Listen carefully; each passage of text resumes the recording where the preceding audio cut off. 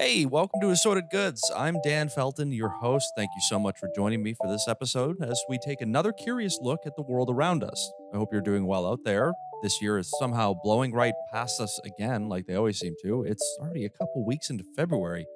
Sheesh, where does the time go? This episode, we're taking a look at a growing movement amongst retail workers and something that may be a sign of what's to come. I'm talking about the developing unionization effort of Starbucks employees across North America, and how this movement may be the early days of a big swing towards more worker organization in the future.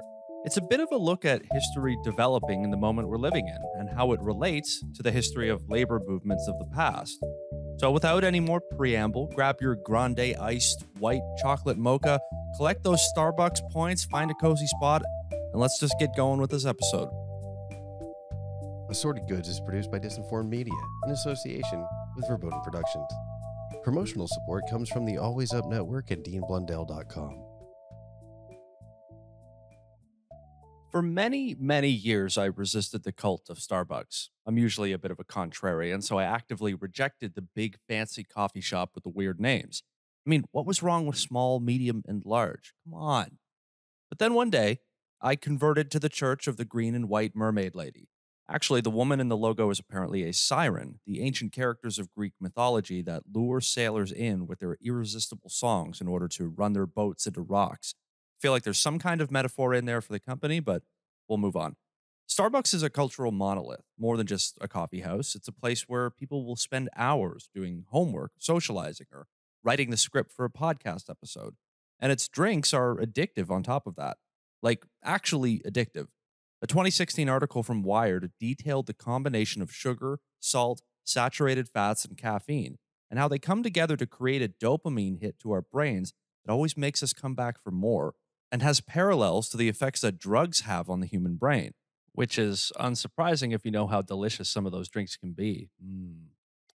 Yummy.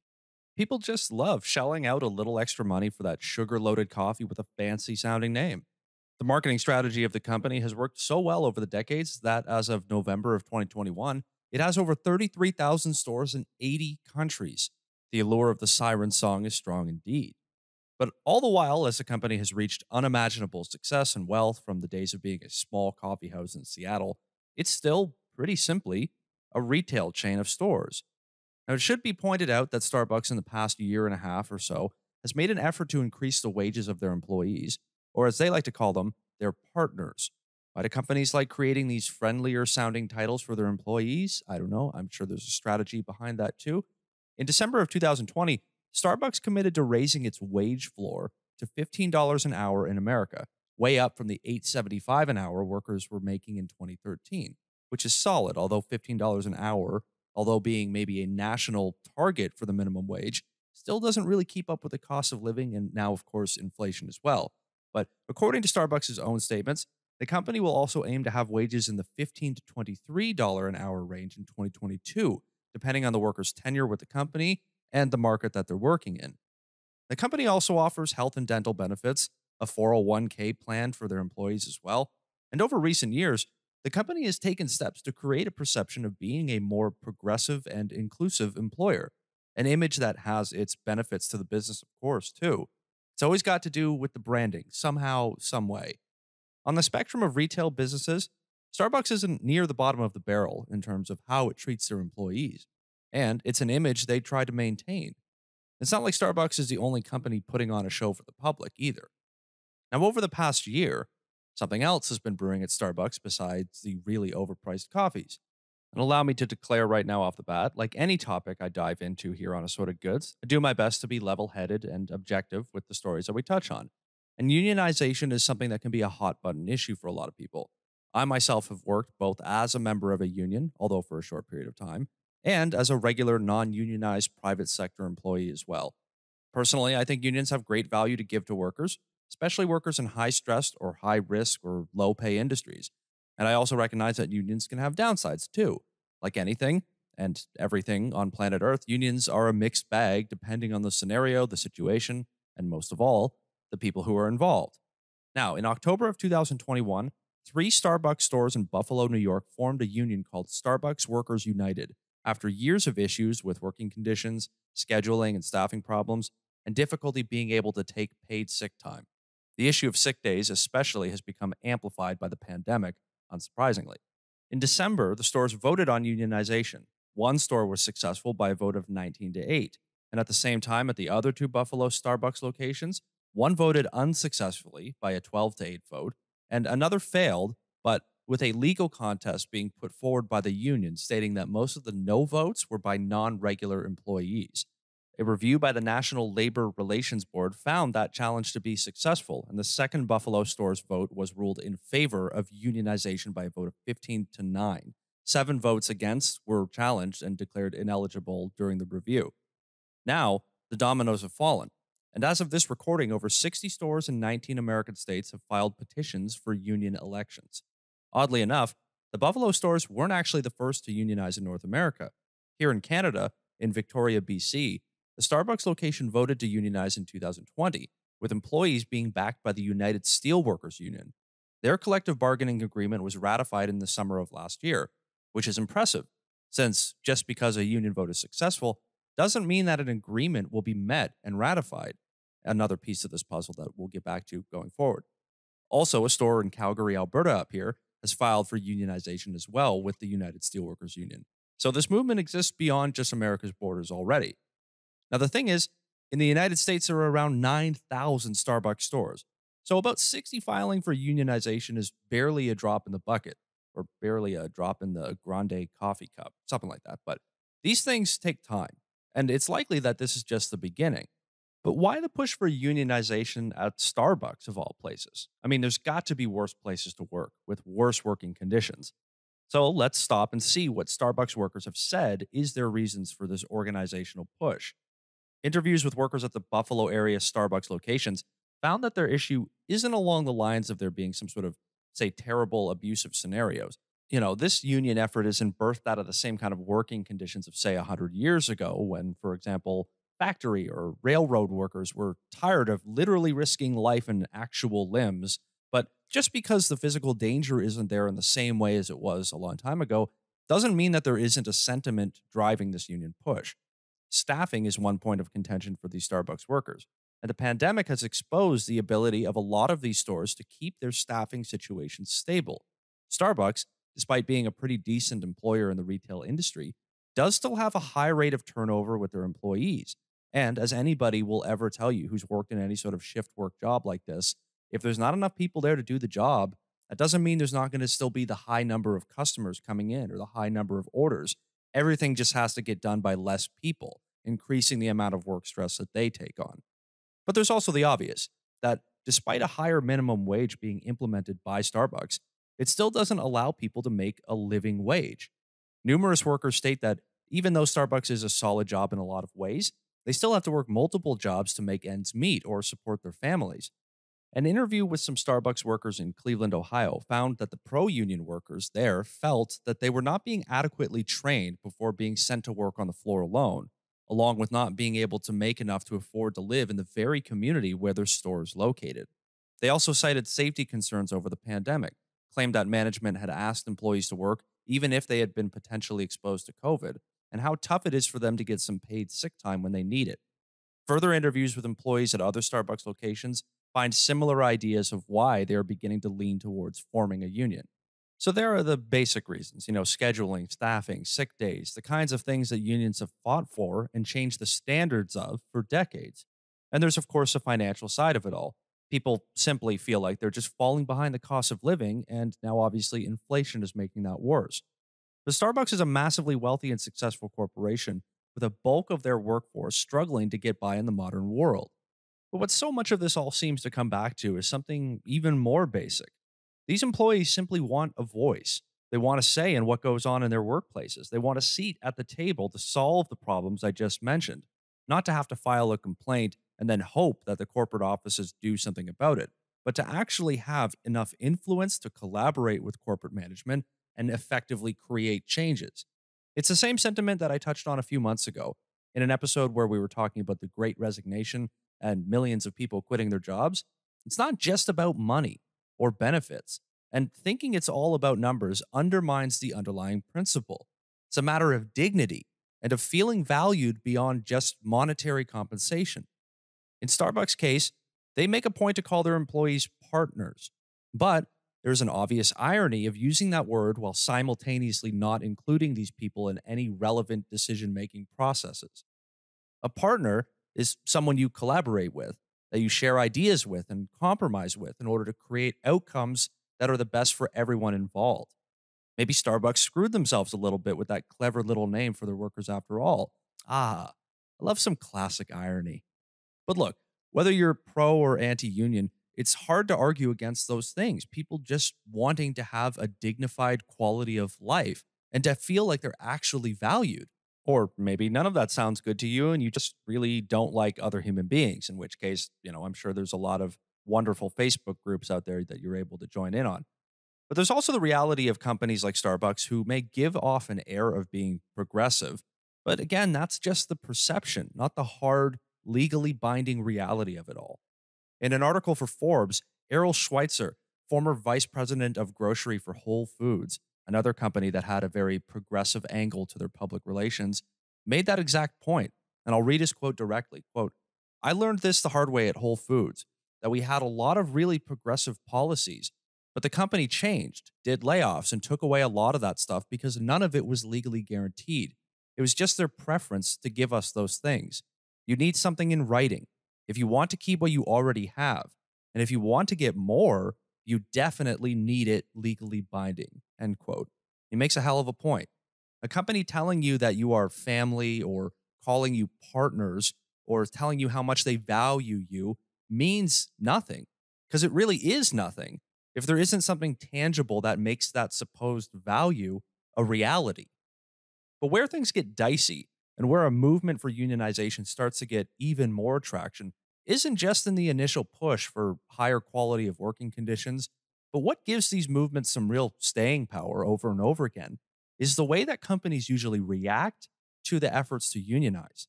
Union busting and disruption from corporations facing a union effort is a battle as old as our industrial world is. When union efforts start, companies fight back, and Starbucks has been no different. Side note, as I was writing this part of the script, I was in fact actually drinking a strawberry lemonade from, yes, Starbucks. I know. I'm a Starbucks scab, apparently, but it's the truth. Now, this isn't exactly the late 19th, early 20th century time periods where violent incidents were common regarding union efforts and worker strikes. For example, the Haymarket Strike of 1886, the Homestead Strike of 1892, or the events of the Harlan County War, for example, of the 1930s. By the way, the story of Harlan County, Kentucky is actually a really wild one. It runs deep in that community, and the effects of the War of the 1930s between union organizers and the coal mining companies there actually still stems up into the modern day.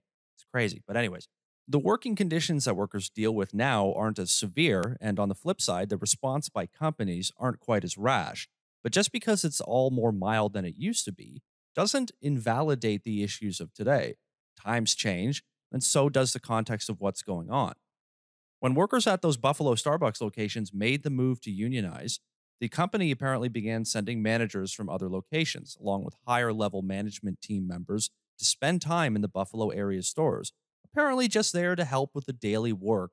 But as the employees at those stores have noted, these newcomers often questioned the regular employees about their union efforts and what their opinions were on the matter. One member of the Starbucks Workers United in Buffalo, barista Casey Moore, detailed one incident where a pro union employee left informational pamphlets in the employee break room for anybody to read and take, which then disappeared immediately after some of those higher level management team members made their way around the store for an afternoon. Then there's the story of Brittany Harrison, a manager from an Arizona Starbucks location, who testified to the National Labor Relations Board and the Buffalo area Starbucks union members that her direct supervisor had bragged about being sent to the Buffalo locations to help, quote, defeat the union effort. Harrison recorded a Zoom meeting with Starbucks managers, which was filled with anti-union talking points. She then provided this recording to the union members at the Buffalo locations. Harrison, 28 years old, was also recently diagnosed with leukemia in October of last year and had difficulties with getting any paid leave for her treatment. Starbucks advised her to take an unpaid leave of absence, which of course she couldn't afford. Then, after a bronchitis outbreak at her store, Harrison was forced to work while being sick. Shortly after the recorded meeting video was traced back to her, and under pressure from management, Harrison decided to hand in her 2 weeks' notice. However, when she did that, Starbucks apparently told Harrison that she was under investigation, and since at the same time she had handed in her notice, she was thereby terminated immediately, and her health insurance coverage was then canceled as well. Now, Harrison's coworkers at her Arizona Starbucks location have filed to vote for unionization. The backlash to the union efforts by companies often only fuels more workers wanting to join in. And this is what I mean. Companies hate when unions form because, of course, it costs them money, which they would much rather keep. And it causes the disruption of the chain of command that the company relies on. You do what the person above you tells you to do all the way down the chain. Starbucks, since the first inklings of unionization began, have apparently tried hard to push back by sending extra managers to potential union locations and indirectly turning up the heat, or by more directly holding anti-union meetings, like they did at the Buffalo locations, where only the negatives are pointed out by corporate team members, and almost no information is given to workers about their rights in the situation. At the same time, managers are often being shown instructional videos from the company, advising them how to discourage union efforts. And when these managers are then speaking to their employees, they tiptoe carefully around saying directly that they are against union formation, but their intentions are pretty clear nevertheless. It's a wonderful little dance that goes on. And these tactics are very common. The union effort at Amazon, for example, has seen almost all of the same scenarios unfold. And this is because major companies hire large law firms who advise them on how to disrupt union efforts. And so they employ similar tactics from what could pretty much be described as a playbook for putting down unions. In Starbucks' case, they hired Littler Mendelson PC, the largest anti-union, or as they call it, union avoidance law firm in the United States, the same firm that has advised Amazon, Nissan, and Delta Airlines in their anti-union efforts. And in Memphis, Tennessee, just recently, 7 of a Starbucks location's employees were fired for apparent safety and security violations. Not coincidentally, this is after union talk began at that store.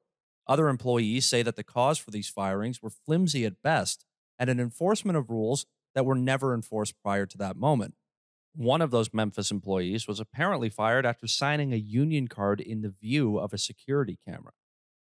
These days, big companies aren't hiring the Pinkerton agency to literally bust skulls over unions. Companies now respond in a much more mild way with teams of lawyers and PowerPoint presentations, but nevertheless, in ways that can ruin someone's life. Someone already struggling to make ends meet is going to be seriously harmed by being fired just for seeking information or talking about what a union could do for them. It's less skull busting and more passive aggressive seminars that are clearly biased in favor of the company, or making pamphlets disappear, or filling up locations with outside managers who are there just to help out. And the company really doesn't do that great of a job of hiding their feelings. For one, the leaks from internal meetings where they don't beat around the bush, or even employees who describe the attitude in meetings with management. But then there's the company's own words. Remember the store I mentioned just before here in Victoria, BC, Canada that unionized? Well, when their union agreement was ratified in June of 2021, Starbucks released a statement which ended with this line, quote, "We want all partners to love working at Starbucks and believe that our work environment, coupled with our outstanding compensation and benefits, make unions unnecessary at Starbucks, and that the best way to create an exceptional experience for partners is through an open and direct working relationship," end quote. But what is an open and direct working relationship without something legally binding to make that a reality? Companies can say anything they want, but without actually something backing it up, it's just a matter of them pretty much saying, trust us, which, big private sector companies, we know you really can't. So, what does this early days of the Starbucks union effort mean? And what does it say about the current state of labor and its relationship with those massive private companies?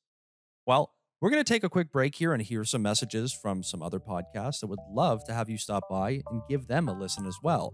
So stick around, and when we come back, the historical context of all of this, and if the Starbucks unions are just the beginning of a generational shift in labor relations. All that and more coming up after the break here on Assorted Goods.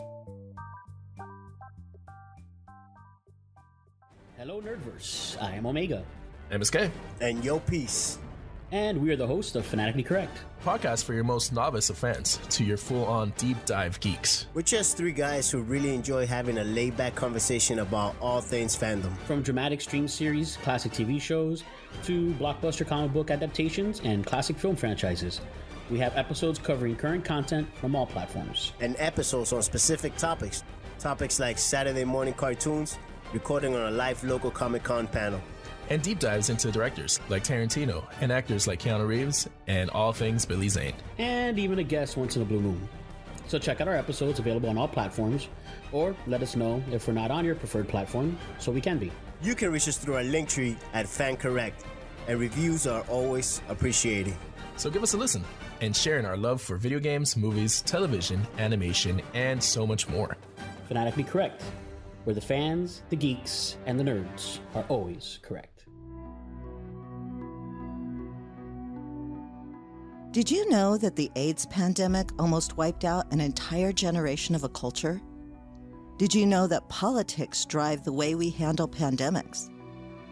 Did you know that more people died of smallpox than war-related injuries in the Revolutionary and Civil Wars? Do you have questions about the opioid crisis? How socioeconomics fuel healthcare? Wonder why the cost of drugs is so high? I'm Jackie Moranti, and I host a podcast called Cause of Death. This show explores all of these questions and many more. If you haven't listened to my podcast, you should. Cause of Death can be found wherever you listen to podcasts. Our history is here to teach us lessons, but as you'll find out, we rarely learn our lessons.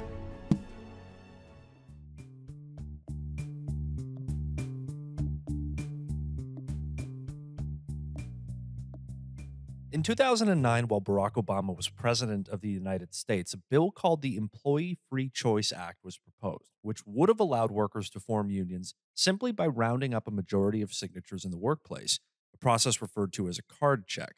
Now, from the Wikipedia page for the EFCA, quote, the act would have first allowed a union to be certified as the official union to bargain with an employer if union officials could collect signatures of a majority of their workers.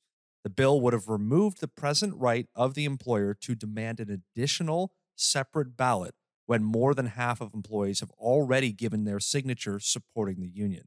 Second, the bill would have required employers and unions to enter binding arbitration to produce a collective agreement at least 120 days after a union is recognized. And third, the bill would have increased penalties on employers who discriminate against workers for union involvement. End quote. See, sometimes a Wikipedia page really is just straightforward, but all that stuff right there you can just think about for a minute. The Employee Free Choice Act would have simplified and accelerated the process to get a union formed. And now I know that sounds like a key piece of legislation that would have made worker organization much more straightforward. So it's not a shock that major corporations across the United States vehemently opposed the bill being passed, which it never was after a strong political lobbying effort to oppose it. And we really should also remember that this is 2009. This was the middle of a global economic crisis where billions of dollars in bailout money were being handed out to big companies. And then those same companies, relying on that government assistance, then continued to lobby in order to torpedo any furthering of workers' rights at the same time. Now get this story. Bernie Marcus, co-founder of Home Depot, was quoted when talking about the Employee Free Choice Act as saying that the bill was, quote, the demise of a civilization, and that any retail company executive who hadn't spent money on the presidential election at that time in order to fight this bill, quote, should be shot, end quote. Remember, we're talking about a bill that would have empowered workers to form unions if they chose, made it a real easy process, and removed the ability of corporations to use disruptive tactics once a union movement began. It even outlined legal punishments for companies if they attempted to disrupt union efforts or punish workers unfairly for involvement. And this was about 12 years ago. And I mean, the demise of civilization, it's a little dramatic, isn't that? Shooting people who aren't against the bill? Well, that's a little bit more actually dramatic. So again, it's really not a surprise that the EFCA bill died after attempting to make its way through Congress a few times.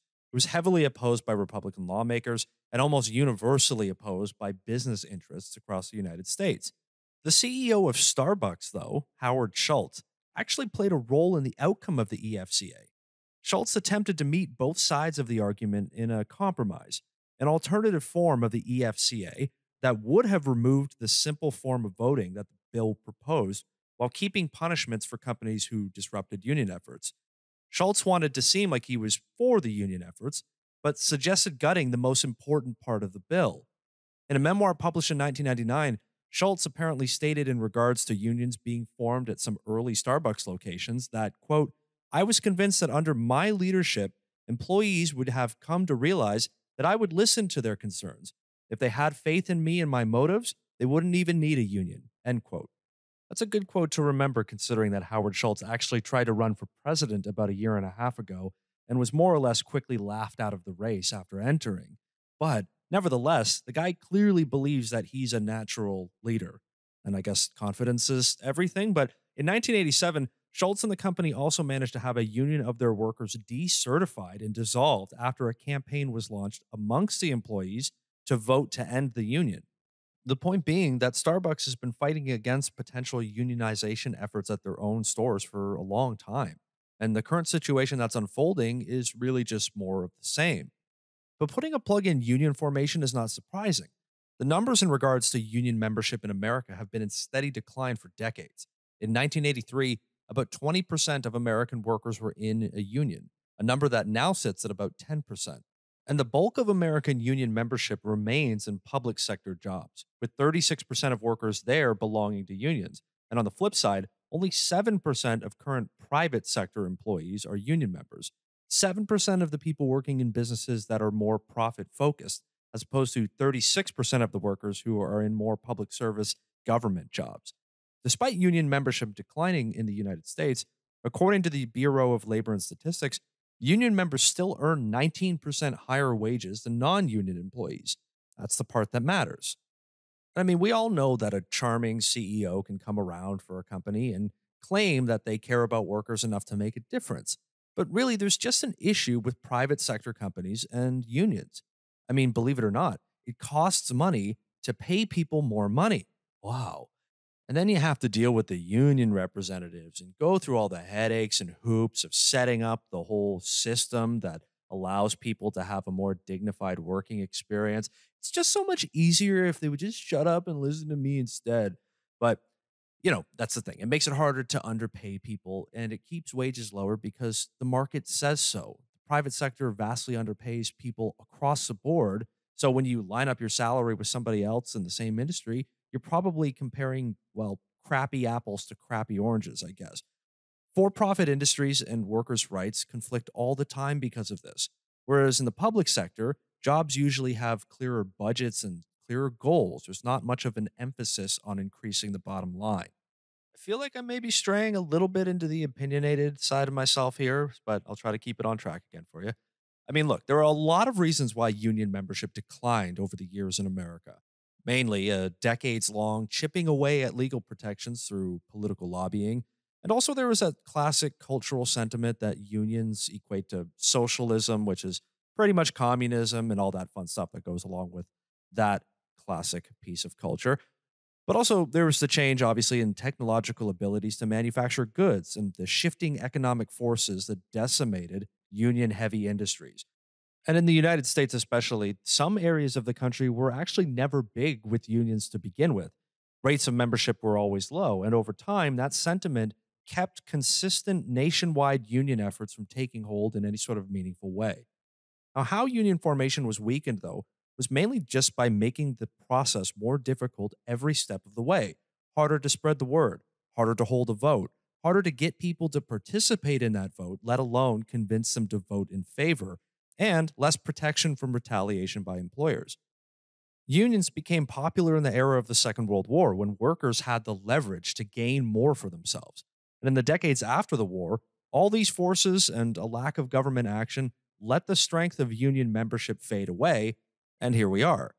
America isn't alone, though, in this whole matter of union declines. Across the 38 member nations of the OECD, that is the Organization for Economic Cooperation and Development, but you already knew that, of course, union membership fell from an average of 30% of workers in 1985 to 16% in 2019. Again, about a 50% reduction overall. In that same time period, it's no secret that wages for workers across the board have stayed relatively the same. And that's happened despite decades of wild economic growth across the developed world. Where is all that money going? Thus, creating the income inequality problem that we're all living with today. But hey, we've got a bunch of cool billionaires now to look up to. I mean, isn't that the greatest gift of all? Now, despite union membership dropping globally, the sentiment towards unions is trending in the other direction, upwards, actually. A 2018 study by MIT found that 48% of non-union workers would join one if they could, a number that in the United States represents about 58 million workers. While in 2020, a Gallup poll found that 65% of Americans support labor unions in general. Those numbers, though, vary greatly based on political affiliation, which, I mean, is there any surprise there? Does anything these days not vary greatly based on political affiliation? But the surge is part of a new generation with a new outlook on labor organizations. And many of the Starbucks employees behind the current union effort appear to be from younger generations, my people, the young-ish people of the world. And then there's the pandemic. The exposure to a dangerous virus, the shaky and inconsistent amounts of hazard pay that some workers got in some industries while others didn't, the emphasis on the problem of sick leaves, and again, a general lack of not truly feeling valued as people. All of this is really only helping to boost the general support for unions even further. And although I'm referring to American numbers, the trends are similar across most of the wealthier nations of the world, as are the trends of income inequality and a rising cost of living. And research has shown that when union membership declines, wealth inequality gets worse, which isn't surprising, really. When we rely more on the trust us approach of big companies, again, they really don't come through. Workers need actual power to have a voice to create change and get something that's in writing.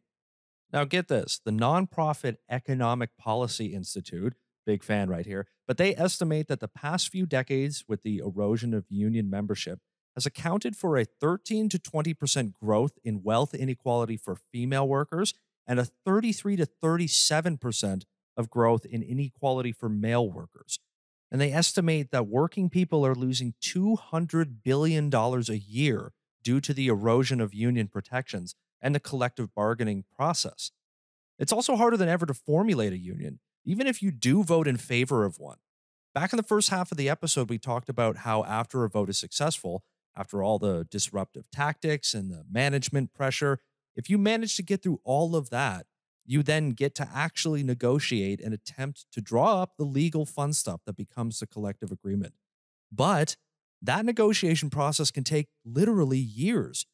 Between 2004 and 2021, amongst 330 union wins in the United States with National Labor Relations Board involvement, about half of them took over a year and a half to ratify a collective bargaining agreement between the union and the employer, and some took 3 or more years. This means that in that time period, nothing changes because there isn't anything official in place to be enforced. Not to mention the final agreement is often a compromise between both sides, which, of course, it's supposed to be, but what gets lost in the sauce between the start and the end of that process is anyone's guess, and of course, depends on the situation. But despite all the doom and gloom I've given about the state of organized labor in America and around the world this episode, there does seem to be change coming. The COVID pandemic has absolutely changed the attitudes of workers that were praised as being essential in the early days of the pandemic. And to me, one of the many, many things of this pandemic that has struck me as being head shake worthy is the fact that the praise given to retail workers and healthcare workers seems to have worn off awfully fast. These workers are now still working long hours in stressful situations while being at risk of catching the virus, all the while being mostly underpaid and, of course, underappreciated. Not to mention the subsection of the world now who actively despise these workers because of the enforcement of public health measures, but that's a separate issue entirely. You can see why so many working people are fed up and are seeking to protect themselves if nobody else will. So here we are. Decades of union membership declining, wages staying stagnant, cost of living going up, and inequality reaching dangerous levels.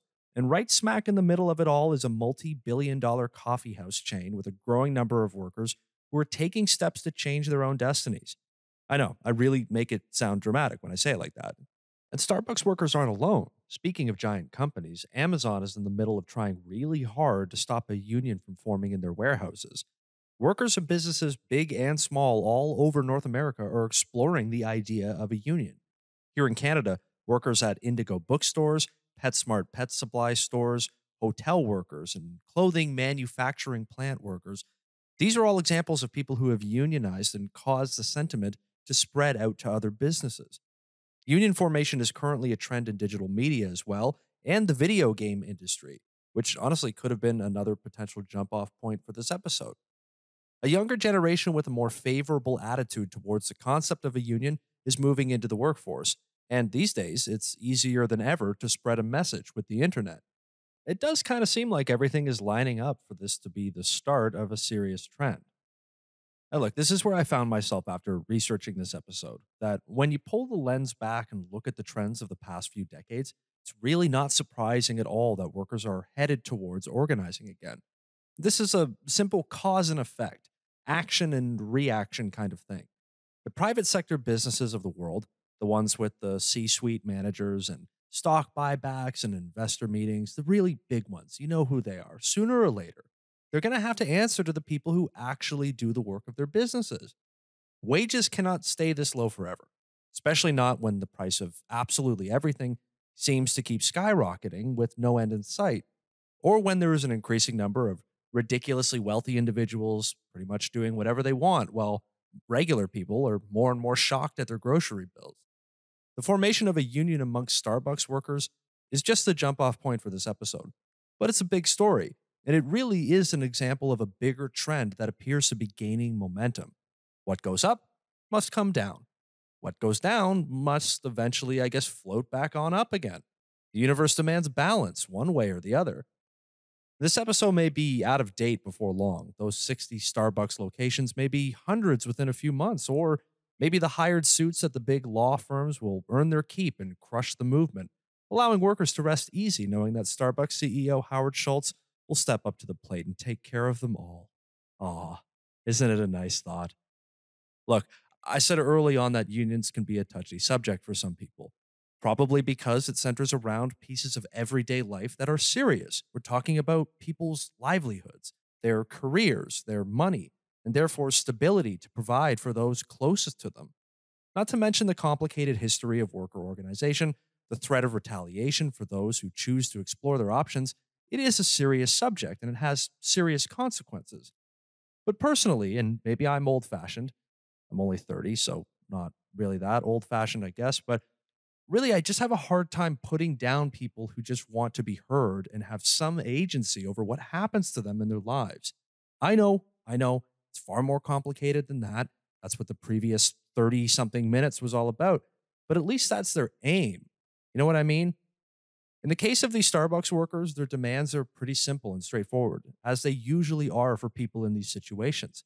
It's really not too much to ask to want a living wage without having to work 3 or 4 jobs, or to want to be able to take time off sick without risking being able to pay your rent, or even job-wise, to ensure that staff are properly trained, or that stores have the supplies they need to do their jobs. Basic stuff here, people. And it's stuff that helps a business run from any angle. Happier employees means better productivity. That's proven as well. But then there's that thing that happens all the time these days, to even talk about workers' rights in any meaningful way on a big stage usually devolves into some sort of divisive political issue where the debate really becomes more abstract and really about political ideologies. Is this the start of a wave of union efforts that will come in the following decades? Yeah, probably. It's a good time to get into the anti-union lawyer business. You'd have plenty of clients looking for your services soon. Because really, without governments providing legal protections, making union formation easier, and punishing retaliation efforts by employers, the struggle will continue to just get the ball rolling. And remember what we were talking about before. These big money interests in the corporate world, think it's an existential crisis to have worker rights protections passed at any sort of government level. It's the end of civilization. So you can see what kind of motivation they're backed with. It means nothing if there's nothing on paper. If there's no laws being passed to make the process friendlier for workers, then, well, I guess we know who's benefiting from the current decisions being made. It's an uphill climb to create better conditions for workers, and it always has been. But if an employer with as much of a reputation as Starbucks is in the news with employees not only talking union, but actually winning elections and moving into the negotiation process, well, it could be a watershed moment needed to spread that movement further. If it can happen at a Starbucks, it can happen anywhere. And after everything that working class people have been through in the last couple of years, it probably should happen. And to think it may have all started because of a few brave people getting together and taking the chance, so that in the future, other people maybe won't have to struggle the same way they did. So, more power to them. All right, that's it for this episode of Assorted Goods. Thank you for listening. I hope you enjoyed it. Unite and tell all your friends about the podcast and come back for the next episode. If you want to follow the show on the socials, you can follow me and Assorted Goods on Twitter and Instagram. The handle on both platforms is @disinformeddan. You can also visit the website, disinformed.ca, where you can find the show notes for each episode and a list of the sources used for the information in the episode. If you want to support Assorted Goods, all that I ask is that you hit the subscribe button on whichever app you choose to listen to. And if you want to email the show, you can reach me through the contact page on disinformed.ca or just email me at dan@disinformed.ca. The music for this episode was created and produced by my talented brother, David Felton. Thank you, brother, as always. And credit for the information used in this episode goes to the journalists, academics, writers, editors, and everyone involved in keeping people like me informed so that I can provide people like you with a quality show. Thank you for listening. Take care of each other out there, and I will see you next time here on Assorted Goods.